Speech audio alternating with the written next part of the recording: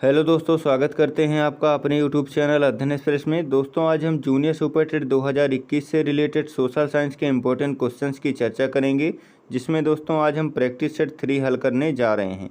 यदि चैनल पर पहली बार आए हैं तो चैनल को सब्सक्राइब कर लें और बेल आइकन प्रेस कर दें ताकि आपको समय से नोटिफिकेशन मिलता रहे। आइए देखते हैं पहला क्वेश्चन। पहला क्वेश्चन है हमारा, किसने लिखा था इस निर्णय से इनकार करना कठिन है कि तथाकथित 1857 का प्रथम राष्ट्रीय स्वतंत्रता संग्राम ना तो प्रथम था, ना राष्ट्रीय था और ना ही स्वतंत्रता संग्राम था। तो दोस्तों यह किसने लिखा था? ऑप्शन है यहाँ पे आर.सी. मजूमदार, सैयद अहमद, रॉबर्ट्स या कोपलैंड। तो दोस्तों यह किसके द्वारा लिखा गया था?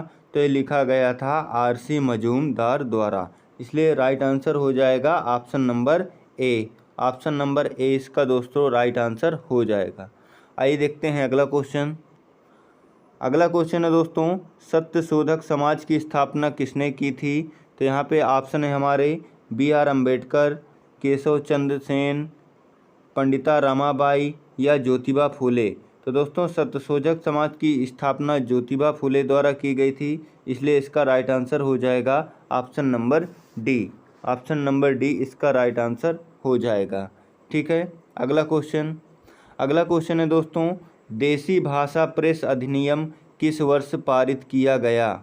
1884 में, 1875 ईस्वी में, 1882 में या फिर 1878 ईस्वी में। तो दोस्तों क्या हो जाएगा इसका राइट आंसर? इसका राइट आंसर हो जाएगा option number D. Option number D, यानी दोस्तों देसी भाषा प्रेस अधिनियम 1878 ईस्वी में पारित किया गया था। ठीक है, यह दोस्तों किसके कार्यकाल में पारित किया गया था? तो यह लॉर्ड लिटन के, किसके दोस्तों ध्यान दीजिएगा, लॉर्ड लिटन के कार्यकाल में पारित किया गया था। ठीक है, अगला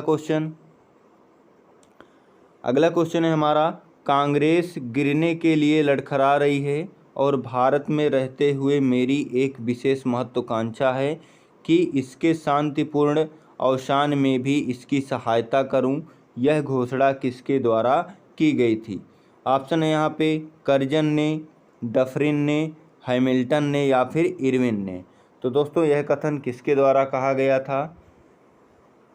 क्या हो जाएगा यहाँ पे राइट आंसर हो जाएगा ऑप्शन नंबर ए, यानी कर्जन ने कहा था।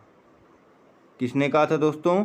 कर्जन ने कहा था कि कांग्रेस अपने पतन की ओर लड़खड़ाती हुई जा रही है और उसकी यह इच्छा है कि वह शांतिमय तरीके से क्या कर सके दोस्तों, वह इसकी सहायता कर सके। इसलिए यहाँ पे राइट आंसर हो जाएगा ऑप्शन नंबर ए। अगला क्वेश्चन है दोस्तों, इसमें दोस्तों देखिएगा, सूची फर्स्ट को सूची सेकंड से सुमेलित करना है और सूचियों के नीचे दिए हुए कूट का प्रयोग करते हुए सही उत्तर का चयन करना है।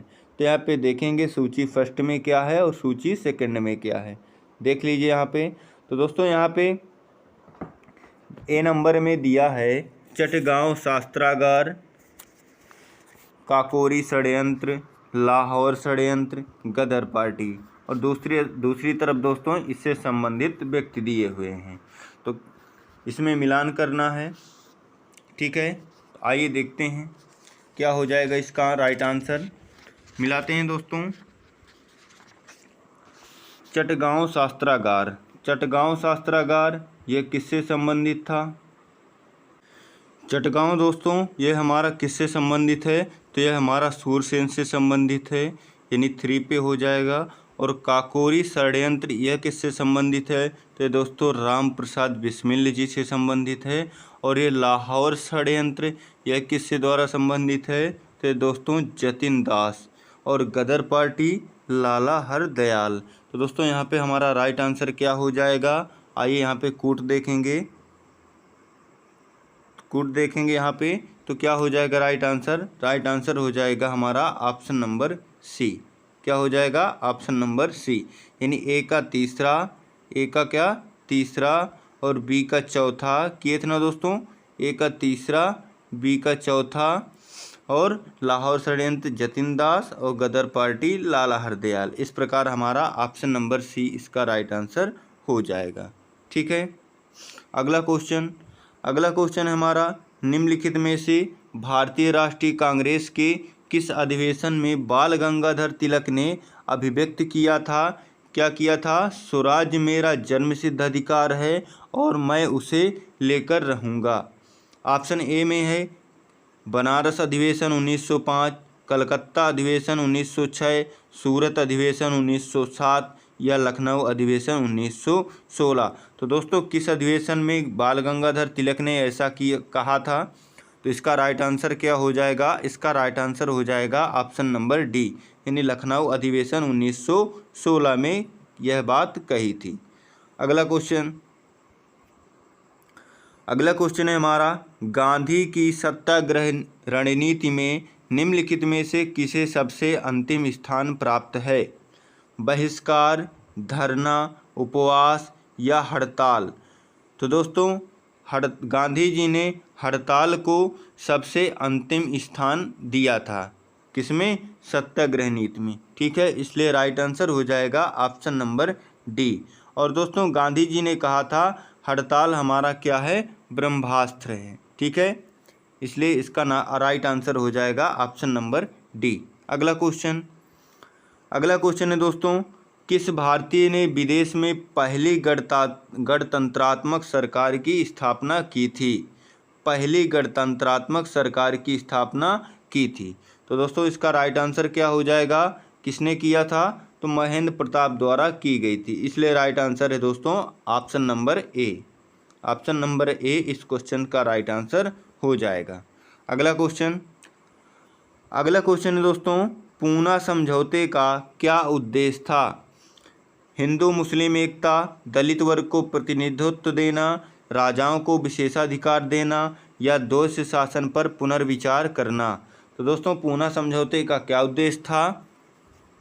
तो पूना समझौते का उद्देश्य था दलित वर्ग को प्रतिनिधित्व देना। क्या दोस्तों? दलित वर्ग को प्रतिनिधित्व देना। इसलिए हमारा यहाँ पे राइट आंसर हो जाएगा option number B. Option number B दोस्तों इस क्वेश्चन का राइट आंसर हो जाएगा। ठीक है, अगला क्वेश्चन है हमारा, किसने क्रिप्स प्रस्तावों को एक डूबते हुए बैंक का उत्तर दिनांकित चेक कहा था? उत्तर दिनांकित चेक किसने कहा था? ऑप्शन में है जवाहरलाल नेहरू, एस.बी. बोस यानी सुभाष चंद्र बोस, महात्मा गांधी या M.A. जिन्ना। तो दोस्तों इसका राइट आंसर क्या हो जाएगा? इसका राइट आंसर हो जाएगा ऑप्शन नंबर सी। किसने कहा था? महात्मा गांधी द्वारा कहा गया था। महात्मा गांधी द्वारा दोस्तों क्रिप्स प्रस्ताव को उत्तर दिनांकित चेक की संख्या दी गई थी। ठीक है, अगला क्वेश्चन है दोस्तों, निम्नलिखित में से कौन अगस्त 1946 ईस्वी में गठित प्रथम अंतरिम राष्ट्रीय सरकार का सदस्य नहीं था? तो दोस्तों कौन सदस्य नहीं था? ऑप्शन में है Shri Rajagopalachari, doctor Rajendra Prasad, doctor S Radhakrishnan या जगजीवन राम। तो दोस्तों इस क्वेश्चन का राइट आंसर क्या हो जाएगा? डॉक्टर एस राधाकृष्णन यानी doctor Sarvepalli Radhakrishnan. Option number D इसका राइट आंसर हो जाएगा। अगला क्वेश्चन है दोस्तों, अखिल भारतीय दलित वर्गों के संघ की स्थापना किसने की थी? अखिल भारतीय दलित वर्गों के संघ की स्थापना किसने किया था? ऑप्शन यहाँ पे B.R. अम्बेडकर, नारायण गुरु, ज्योतिबा फुले या लाला लाजपत राय। तो दोस्तों इसका राइट आंसर क्या हो जाएगा? इसका राइट आंसर हो जाएगा option number A. Option number A इसका राइट आंसर हो जाएगा। दोस्तों डॉक्टर भीमराव अंबेडकर एक महान विधिवेत्ता, अर्थशास्त्री तथा समाज सेवक थे। इन्होंने ही दलित आंदोलन को प्रेरित किया तथा अछूतों से सामाजिक भेदभाव के विरुद्ध अभियान चलाया था। इसी क्रम में उन्होंने कब दोस्तों 1920 में, कब ध्यान दीजिएगा 1920 में the all India depressed class federation यानी अखिल भारतीय दलित वर्ग संघ की स्थापना की थी। कब की थी दोस्तों, ध्यान दीजिएगा, 1920 ईस्वी में। ठीक है, इसलिए इसका राइट आंसर हो जाएगा ऑप्शन नंबर ए। अगला क्वेश्चन है हमारा, भारत की संसद द्वारा राज्य पुनर्गठन अधिनियम किस वर्ष पारित किया गया? ऑप्शन है यहाँ पे 1953, 1954, 1955 या 1956। तो दोस्तों ये किस वर्ष पारित किया गया था? तो यह 1956 में पारित किया गया था, इसलिए इसका राइट आंसर हो जाएगा ऑप्शन नंबर डी। ठीक है दोस्तों अक्टूबर 1953 में आंध्र प्रदेश राज्य के गठन का कारण भारत के अन्य राज्यों से भी मांग उठने लगी थी, इसलिए केंद्र सरकार ने 22 दिसंबर 1953 को राज्य पुनर्गठन आयोग की नियुक्ति की और घोषणा की। ठीक है, इस आयोग के अध्यक्ष कौन थे? न्यायमूर्ति फजल अली थे, और आयोग के अन्य सदस्यों के कौन थे दोस्तों? के.एम. पडिक्कर तथा हृदयनाथ कुंजरू थे।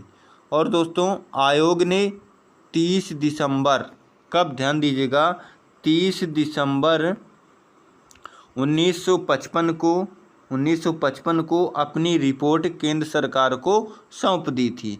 और दोस्तों केंद्र सरकार ने आयोग की सिफारिशों को कुछ संशोधन के साथ स्वीकार करते हुए राज्य पुनर्गठन अधिनियम कब दोस्तों? 1956 संसद से पारित करवाया था, इसलिए राइट आंसर हो जाएगा ऑप्शन नंबर डी। ध्यान दीजिएगा। अगला क्वेश्चन है, भारतीय संविधान की प्रस्तावना में जिन आदर्शों एवं उद्देश्यों की रूपरेखा दी गई है उनकी आगे व्याख्या की गई है। कहाँ की गई है? ऑप्शन दिए हुए हैं, ऑप्शन देखेंगे यहाँ पे। मूल अधिकारों के अध्याय में, राज्य के नीति निर्देशक सिद्धांतों के अध्याय में, या मूल अधिकारों, राज्य के निर्देशक सिद्धांतों एवं मौलिक कर्तव्यों के अध्याय में, या संविधान के पाठ में कहीं नहीं। तो दोस्तों इसका राइट आंसर क्या हो जाएगा? इसका राइट आंसर हो जाएगा हमारा ऑप्शन नंबर सी, यानी मूल अधिकारों में, राज्य के नीति निर्देशक सिद्धांतों और मौलिक कर्तव्यों के अध्यायों में दिया गया है। ठीक है, अगला क्वेश्चन है दोस्तों, भारतीय संविधान की निम्न दी गई अनुसूचियों में से कौन सी सूची राज्यों के नामों की सूची तथा राज्य क्षेत्रों का ब्यौरा देती है?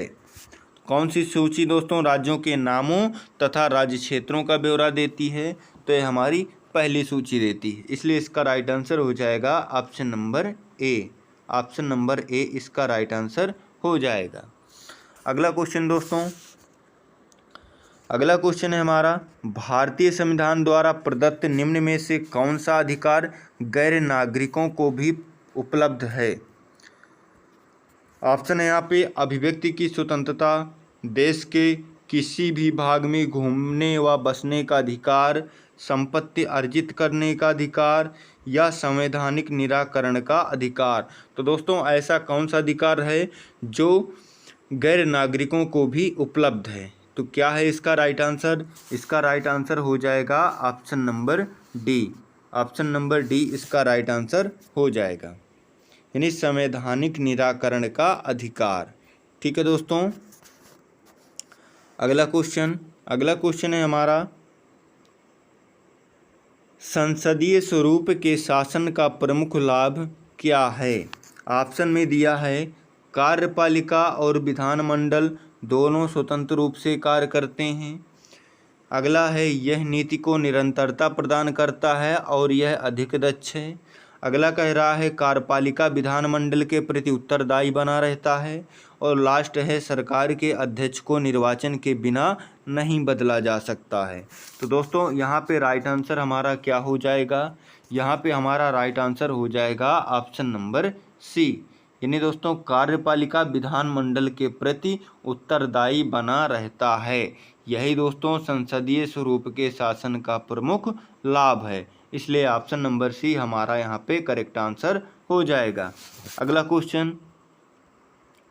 अगला क्वेश्चन है, केंद्र एवं राज्यों के बीच वैधानिक शक्तियों का बंटवारा दिया हुआ है? किस अनुसूची में दिया हुआ है? ऑप्शन है यहाँ पे 5वीं अनुसूची, 6ठी अनुसूची, 7वीं अनुसूची या 8वीं अनुसूची। तो दोस्तों इसका राइट आंसर क्या हो जाएगा? इसका राइट आंसर है ऑप्शन नंबर सी, यानी 7वीं अनुसूची में दोस्तों राज्यों एवं केंद्रों के बीच वैधानिक शक्तियों का बंटवारा दिया हुआ है। ठीक है, इसलिए ऑप्शन नंबर सी यहाँ पे राइट आंसर हो जाएगा। अगला क्वेश्चन है दोस्तों, लोकसभा के सदस्यों के निर्योग्यता से संबंधित प्रश्नों पर निर्णय कौन करता है? अध्यक्ष, प्रधानमंत्री, संसदीय मामलों का मंत्री या संसद का सचिव? तो दोस्तों कौन करता है? तो यह अध्यक्ष करता है, इसलिए ऑप्शन नंबर ए हमारा राइट आंसर हो जाएगा। दोस्तों लोकसभा के सदस्यों की निर्योग्यता से संबंधित प्रश्न पर लोकसभा का अध्यक्ष ही निर्णय करता है, इसलिए राइट आंसर है ऑप्शन नंबर ए। अगला क्वेश्चन है हमारा, निम्नलिखित में से कौन राष्ट्रपति के चुनाव प्रकरण के लिए सही नहीं है? यहाँ पे ऑप्शन देखेंगे दोस्तों। पहला ऑप्शन है पदस्थ राष्ट्रपति की पदावधि से पूर्व उत्तराधिकारी का चुनाव अवश्य हो जाना चाहिए। दूसरा कह रहा है राष्ट्रपति अपना पदभार ग्रहण करने की तिथि से 5 वर्ष तक पद पर रहेंगे। और तीसरा कह रहा है राष्ट्रपति का उत्तराधिकारी आने तक कार्यकाल की समाप्ति पर भी वह पद पर बना रहेगा। और लास्ट कह रहा है कि निर्वाचक मंडल के अपूर्ण होने के आधार पर राष्ट्रपति का चुनाव स्थगित किया जा सकता है। तो दोस्तों इसका राइट आंसर क्या हो जाएगा? इसका राइट आंसर है option number D. Option number D इसका राइट आंसर हो जाएगा, क्योंकि दोस्तों राष्ट्रपति के चुनाव प्रकरण से संबंधित निर्वाचक मंडल के अपूर्ण होने के आधार पर राष्ट्रपति का चुनाव स्थगित नहीं किया जा सकता है। ठीक है, इसलिए ऑप्शन नंबर डी यहाँ पे राइट आंसर हो जाएगा। ठीक है, ऑप्शन नंबर डी हमारा यहाँ पे राइट आंसर हो जाएगा। ठीक, यहाँ पे सही नहीं पूछा था, इसलिए ऑप्शन नंबर डी यहाँ पे सही नहीं है, क्योंकि यहाँ पे लिखा है स्थगित किया जा सकता है लेकिन स्थगित नहीं किया जा सकता, इसलिए हमारा ये करेक्ट आंसर है। ठीक है, अगला क्वेश्चन है दोस्तों, राष्ट्रपति को निम्नलिखित आधार पर महाभियोग की प्रक्रिया द्वारा उसके पद से हटाया जा सकता है। ठीक है, तो इसका राइट आंसर क्या हो जाएगा? ऑप्शन दिए हैं सिद्ध कदाचार, असमर्थता, संविधान के अतिक्रमण या उल्लंघन पर, या फिर उपरोक्त सभी। तो दोस्तों क्या हो जाएगा इसका राइट आंसर? इसका राइट आंसर है option number C. Option number C इसका राइट आंसर हो जाएगा, क्योंकि दोस्तों राष्ट्रपति पर महाभियोग चलाने का एकमात्र आधार संविधान का अतिक्रमण होता है, इसलिए राइट आंसर है ऑप्शन नंबर सी। अगला क्वेश्चन है दोस्तों, निम्न में से कौन राष्ट्रपति होने से पहले भारत के उपराष्ट्रपति पद पर आसीन नहीं रहा है?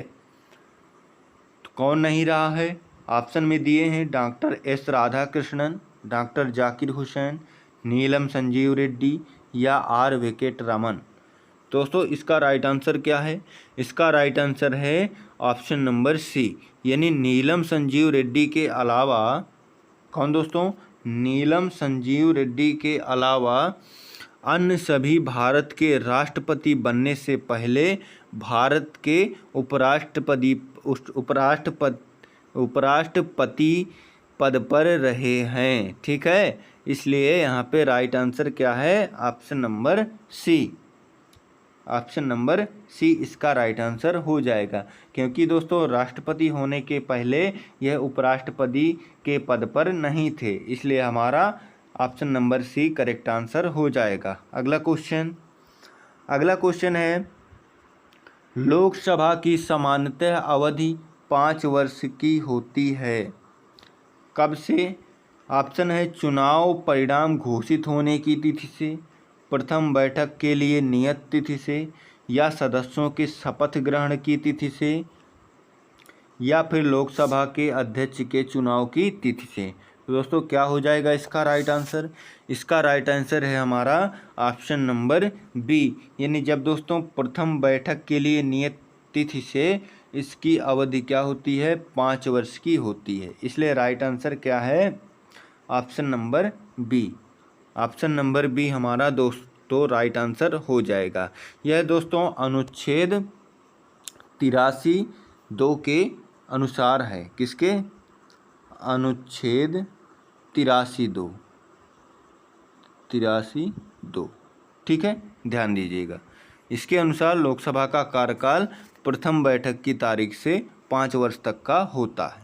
ठीक है, अगला क्वेश्चन है दोस्तों, किस प्रधानमंत्री के कार्यकाल में दल बदल विरोधी विधेयक पास हुआ था? कौन सा दल बदल विरोधी विधेयक पास हुआ था? तो दोस्तों क्या हो जाएगा इसका राइट आंसर? ऑप्शन देखेंगे, इंदिरा गांधी, राजीव गांधी, बीपी सिंह या चंद्रशेखर। तो दोस्तों इसका राइट आंसर है हमारा ऑप्शन नंबर बी। दोस्तों दल बदल विरोधी कानून 1985 में राजीव गांधी के प्रधानमंत्री काल में पास हुआ था। कब पास हुआ था दोस्तों? 1985 में। ध्यान दीजिएगा, 1985 में पास हुआ था। किसके शासनकाल में? यानी कौन था प्रधानमंत्री? तो राजीव गांधी थे। कौन थे दोस्तों? राजीव गांधी थे। इसलिए ऑप्शन नंबर बी यहाँ पे राइट आंसर हो जाएगा। ठीक है, अगला क्वेश्चन है दोस्तों, भारत में कौन एकमात्र राज्य है जहां सामान्य सिविल कोड लागू है? जहां पर सामान्य सिविल कोड लागू है। तो दोस्तों इसका ऑप्शन देखेंगे। ऑप्शन है यहाँ पे जम्मू एवं कश्मीर, मिजोरम, नागालैंड और गोवा। तो दोस्तों इसका राइट आंसर क्या है? इसका राइट आंसर है गोवा। यानी गोवा एकमात्र ऐसा राज्य है जहां पर सामान्य सिविल कोड लागू है। ठीक है, किसके अनुसार दोस्तों? यहाँ पे देखेंगे थोड़ा सा, अनुच्छेद 44 के अनुसार। किसके अनुसार? अनुच्छेद 44 के अनुसार दोस्तों राज्य सारे देश के लिए एक समान दीवानी तथा फौजदारी कानून बनाने का यत्न करेगा। उपर्युक्त तथ्य राष्ट्रपिता महात्मा गांधी के दृष्टिकोण से मिलता जुलता है, लेकिन दोस्तों गोवा को छोड़कर, किसको? गोवा को छोड़कर सारे भारतवर्ष के राज्यों में एक समान नागरिक संहिता लागू नहीं है। ठीक है, और दोस्तों अल्पसंख्यक जातियों के लिए उनके सांप्रदायिक रीति रिवाजों के अनुसार कानून का संचालन किया जाता है। इसलिए दोस्तों ऑप्शन नंबर डी इसका करेक्ट आंसर हो जाएगा। अगला क्वेश्चन है हमारा, लाभ का पद परिभाषित हुआ है। किसके द्वारा परिभाषित हुआ है? ऑप्शन है यहाँ पे संविधान द्वारा, सर्वोच्च न्यायालय द्वारा, संघीय मंत्रिपरिषद द्वारा या संसद द्वारा। तो यह दोस्तों सर्वोच्च न्यायालय द्वारा परिभाषित हुआ है। इसलिए राइट आंसर है option number B. Option number B इसका राइट आंसर हो जाएगा। अगला क्वेश्चन क्या है दोस्तों? अगला क्वेश्चन है हमारा, उच्च न्यायालय की परमादेश जारी करने की शक्ति के अंतर्गत आते हैं। किसके अंतर्गत आते हैं? ऑप्शन है यहाँ पे संवैधानिक अधिकार, सांविधिक अधिकार, मौलिक अधिकार या उपरोक्त सभी। तो दोस्तों यहाँ पे हमारा ऑप्शन नंबर डी यानी उपरोक्त सभी आते हैं। ठीक है, उच्च न्यायालय की परमादेश जारी करने की शक्ति के अंतर्गत संवैधानिक अधिकार, सांविधिक अधिकार और मौलिक अधिकार ये सभी आते हैं। अगला क्वेश्चन है दोस्तों, पंचायती राज व्यवस्था अपनाई गई थी। क्यों अपनाई गई थी दोस्तों? ऑप्शन है यहाँ पे लोगों को राजनीतिक जागरूकता प्रदान करने के लिए, या लोकतंत्र की शक्तियों के विकेंद्रीकरण के लिए, या कृषकों को शिक्षित करने के लिए, या फिर उपरोक्त में से कोई नहीं। तो दोस्तों इसका राइट आंसर क्या हो जाएगा? इसका राइट आंसर है दोस्तों अनुच्छेद 243(b). कौन सा? अनुच्छेद 243(b). दोस्तों भारत में त्रिस्तरीय पंचायती राज व्यवस्था का प्रावधान करता है। इसके अनुसार दोस्तों अनुच्छेद 243B के अनुसार भारत में 3 स्तरीय पंचायती राज व्यवस्था का प्रावधान किया गया है। यह दोस्तों स्थानीय स्तर पर स्वशासन की एक व्यवस्था है। इस व्यवस्था का मूल उद्देश्य आम जनता को विकास मूलक प्रशासन में भागीदारी के योग्य बनाना और सत्ता या शासन का लोकतांत्रिक विकेंद्रीकरण सुनिश्चित करना है। ठीक है, इसलिए यहाँ पे ऑप्शन नंबर बी हमारा राइट आंसर हो जाएगा। यानी लोकतंत्र की शक्तियों के विकेंद्रीकरण के लिए पंचायती राज व्यवस्था अपनाई गई थी। ठीक है, अगला क्वेश्चन है दोस्तों, मेयर का कार्यकाल कितने वर्ष का होता है? मेयर का कार्यकाल कितने वर्ष का होता है? 1 वर्ष का, 2 वर्ष का, 3 वर्ष का या 5 वर्ष का? तो दोस्तों मेयर का कार्यकाल कितने वर्ष का होता है? ध्यान दीजिएगा यहाँ पे दोस्तों, 73वें संविधान संशोधन द्वारा, कौन से 73वें संविधान संशोधन द्वारा अनुच्छेद 243 या के अनुसार, किसके? अनुच्छेद 243 या के अनुसार मेयर का कार्यकाल प्रथम अधिवेशन को नियत तारीख से 5 वर्ष का होगा। ठीक है, कब कितने का होगा? 5 वर्ष का होगा। इसलिए हमारा राइट आंसर क्या हो जाएगा? Option number D. ठीक है, अगला क्वेश्चन है दोस्तों, लास्ट है हमारा, कौन सा? वित्त आयोग का एक चेयरमैन होता है, क्या होता है? और क्या होता है? 7 अन्य सदस्य। वित्त आयोग का एक चेयरमैन तो होता है, लेकिन और क्या होता है? 7 अन्य सदस्य, 5 अन्य सदस्य, 4 अन्य सदस्य या अन्य इतने सदस्य जितने समय पर राष्ट्रपति निर्णित करे। ठीक है दोस्तों, तो क्या हो जाएगा इसका राइट आंसर? तो दोस्तों ध्यान दीजिएगा, संविधान के अनुच्छेद 280 के अनुसार, किसके? अनुच्छेद 280 के अनुसार वित्त आयोग के गठन का दायित्व राष्ट्रपति पर डाला गया है। किस पर दोस्तों? राष्ट्रपति पर डाला गया है, जिसमें एक चेयरमैन सहित 4 सदस्य होते हैं। कितने दोस्तों? एक चेयरमैन सहित 4 अन्य सदस्य होते हैं। इसलिए यहाँ पे हमारा राइट आंसर हो जाएगा option number C. Option number C दोस्तों राइट आंसर हो जाएगा। यानी वित्त आयोग का एक चेयरमैन होता है और उसके साथ 4 अन्य सदस्य भी होते हैं। ठीक है, आज का वीडियो दोस्तों यहीं पर समाप्त होता है। और यदि आज का वीडियो हमारा अच्छा लगा हो तो लाइक और शेयर करना ना भूलें।